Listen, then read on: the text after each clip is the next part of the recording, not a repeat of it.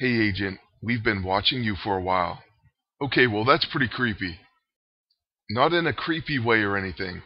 Alright, well that makes me feel better. What is up YouTube? It's Kingfisher745, and hopefully this dialogue looks familiar because this is the start of the alternate costumes and the Guardian Insignia quest. That's right, not only is this a covert ops for the alternate costumes starting with Drax, it's also for the Guardian Insignia, which makes you an honorary Guardian. Now that's something you probably don't want to miss out on. Now with this insignia, you'll gain access to all the Guardian passives that come with the new costumes. So far the only ones we can take a look at are Star-Lord's and Drax, and we'll take a look at his in just one moment. But this is definitely going to be a huge advantage when making a Guardians team up. Currently it appears that all of these are going to be simulator tasks. The reason that I say this is because when you see the card-carrying member 104 pop up, it says, finish a full set of Guardian Simulator Challenges in the simulator, and that's how you're going to complete this task. To me that sounds like each Guardian's going to have its own simulator. Now as for the insignia itself, it does make you an honorary Guardian, but it's also a quick action that applies rising up to all allies. So it sounds pretty good to me and I definitely look forward to getting it. But now onto our simulator challenge portion. There's a new sim challenge for Drax. Once you complete this, you'll unlock the Guardian Drax Destroyer uniform. Now according to this it expires September 9th, so that would mean there's a ton of time. You have over a month. Also, once you unlock this costume, you can purchase it at any time. Basically, you'll just want to make sure you complete these challenges before the time is up, and then also that you get your Guardian Insignia. Then moving on, let's see what this new costume actually does. First of all, it does come in two classes. First we have a Scrapper, the same as the default costume, and then there's also a brand new Bruiser alternate. Okay, so the basic difference between these two costumes is you do lose an EISO slot, but you gain the passive Bleeding Heart. Bleeding Heart says attacks by Guardians of the Galaxy cause hemorrhaging. This affects Guardian uniforms only. Now I see where this ability could come in really handy, but you're obviously going to need to put bleeds on the enemy, and you have to team them up with Guardians. Otherwise, there's no real reason to give up an empowered ISO 8 slot. Now as we get into the early simulator challenges, they're pretty easy. So I'm going to take that time to talk a little bit more about the class choices and the uniform in general. So first we have a solo fight, Drax versus one henchman. And remember, we're earning punches towards that Guardian membership. So anyways, like I said, this is extremely easy. It's going to be Drax against one solo infiltrator. Then there's going to be 4 more sims after this one. But you know what, we'll worry about those once we get to them. You have to do all sims in order, and you unlock the next one by completing the previous challenge. Also, these are all customized for Drax and Drax alone. So as we get started, I do want to say between the two costumes, if you're only going to buy one, I would go with the Bruiser costume. Now a case could be made for both, but my main reasons for choosing this one are because 1, his default is already a Scrapper, and 2, you'll gain that defensive hero bonus. For me, I like having different team-up options, so when it comes to choosing a new alternate costume class, I'm always going to choose something besides the default. Oh, and by the way, you will see that I do have a level 13 Drax, which does make all these simulator challenges much easier for me. So what I'm going to try to do is give you some extra tips and advice that will hopefully help you beat it as well. But since I also think the second task is going to be relatively easy, I want to go back to the uniform discussion just for a little bit longer. Okay, so our second sim is to defeat multiple enemies. There's going to be 1 infiltrator and 1 bruiser in this challenge. What you'll want to do is use the infiltrator to your advantage and gain an extra attack from him. It really is that simple, so back to the class discussion. Like I said, if you're choosing one, you should go with the Bruiser class, but I can also see myself using the Scrapper uniform as well. First off, you may face some infiltrators, and he'll gain a follow-up attack. This is amazing for Drax. It's going to mean more bleeds and more hemorrhaging. Also, Drax gains a buff from Cry for Blood. The unfortunate thing about this buff is it does get better, but it's removed when you're hit by a single target attack. What this means is you'll probably want to use a protector sometimes. A lot of protectors, but not all, happen to be bruisers. So maybe you won't want to use two of the same class on one team. Groot is a pretty great example of this, but at the same time you're going to want to use his Guardian uniform as well, and it's going to come in another class, possibly a Scrapper. So that kind of negates that argument.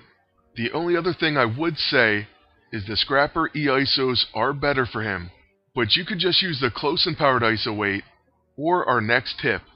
You can use the Sympathetic and Powered ISO 8 on Drax. This gives him Generosity, which says buff abilities grant a small HP boost. This E-ISO could come in very handy for anyone trying to complete these sims with a lower level Drax. So thank you to Agent Byron for that tip. It really does make a lot of sense because you're going to use Cry for Blood every round. Even though this buff is going to be removed by single target attacks, you're still going to want to use it to add bleeding. So if you are having trouble, use the Sympathetic E-ISO, and it should help out a lot. If you're still having problems, you may want to level your Drax a little bit further.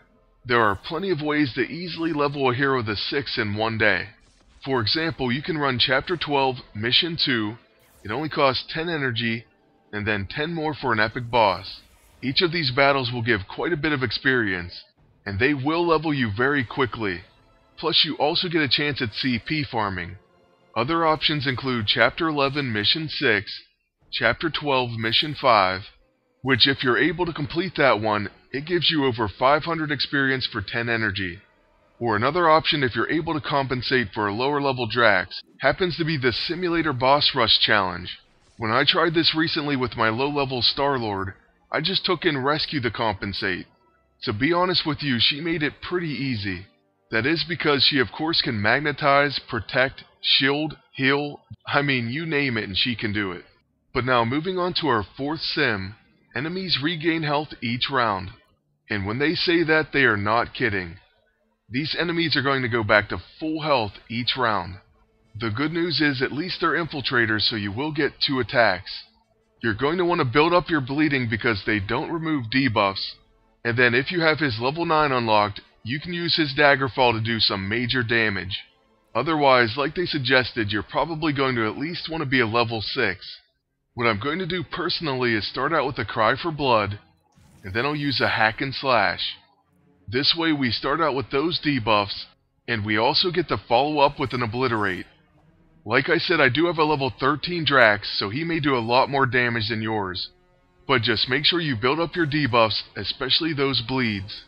As you can see, the top slicer is now 1000 HP down, so it's going to be easier to finish him off. I'm going to go ahead and use Cry for Blood, and then Daggerfall. But remember, you would get a Hack and Slash and an Obliterate follow-up. That should hopefully do some pretty similar damage to that one hit. Now if you get maximum bleeds on the enemies, and you're still having trouble defeating them, you're either going to have to level your Drax a little bit more, or you can try putting something like Strong ISO 8.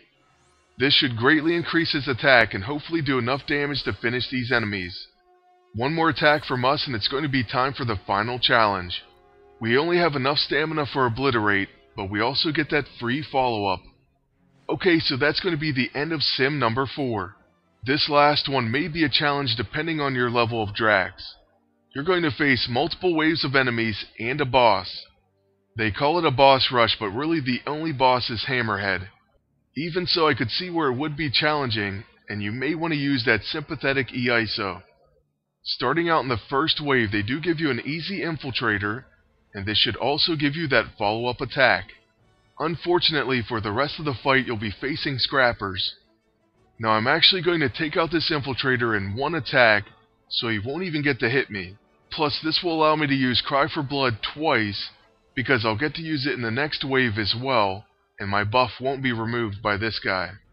I know that's a pretty big advantage, and I do apologize, but I've just been leveling my Drax, and I didn't know there was going to be simulator challenges for only him.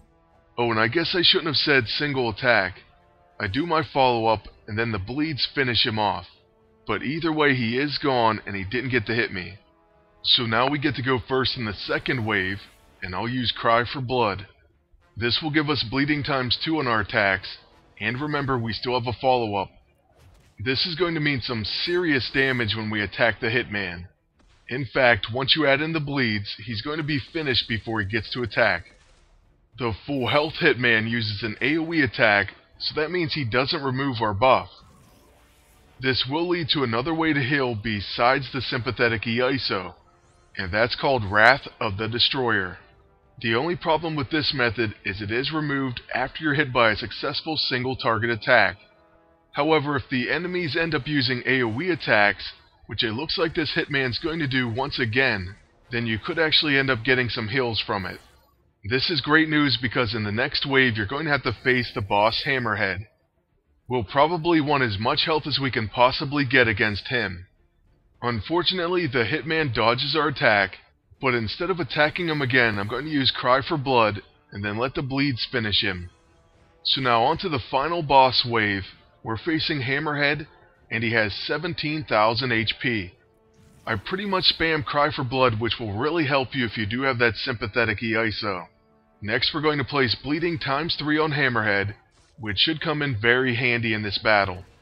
The boss does a brutal headbutt for 1300 damage, but then we apply Mark for Revenge. Right away we get a Blood for Blood proc, and we cause hemorrhaging. This takes him easily into kill range, and all we have to do is use a Daggerfall. So that's exactly how this one's going to end, and we finally complete the Drax set. Once you leave the simulator challenge, you're going to get the Guardian membership card, and basically this means you get one punch. But hey, you're well on your way to becoming an honorary Guardian. Also, equally important, you get to unlock the Guardian Drax costume. What this means is you can now go to your team page and purchase each class. What I'm personally going to do is buy each costume, and then since this video is running long, I'll have to make a new video featuring this costume and hopefully Star-Lord in PvP.